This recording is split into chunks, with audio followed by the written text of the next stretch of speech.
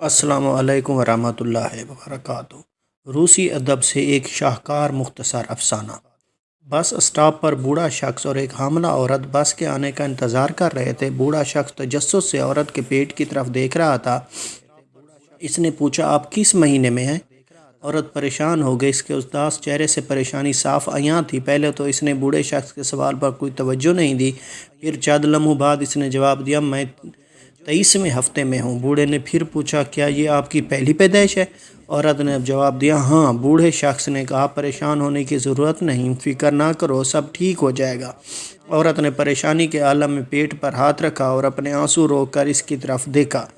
بوڑھے نے کہا، ایسا ہوتا ہے کہ انسان کی پریشانی کا احساس بعض اوقات ایسی چیزوں پر بڑھ جاتا ہے جن کے لیے اتنے سوچنے کی ضرورت نہیں ہوتی۔ حاملہ عورت نے اداسی سے جواب دیا، شاید۔ بوڑھا مزید متجسس لگ رہا تھا۔ لگتا ہے آپ مشکل دور سے گزر رہی ہیں۔ تمہارا شوہر تمہارے ساتھ کیوں نہیں ہے؟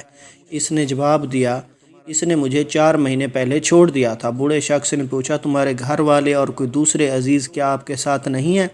عورت نے گہرا سانس لیا اور کہا، میں صرف اپنے بیمار والد کے ساتھ رہتی ہوں۔ بوڑھے شخص نے کہا، مجھے یہ ایک مضبوط سہارا لگتا ہے۔ اس کی آنکھوں سے آنسو گرے اور بولی، ہاں، یہاں تک کہ جب وہ اس حالت میں ہو۔ بوڑھے شخص نے پوچھا، اسے کس عارضہ کی شکایت ہے؟ عورت نے جواب دیا، اسے یہ یاد نہیں رہتا کہ میں کون ہوں۔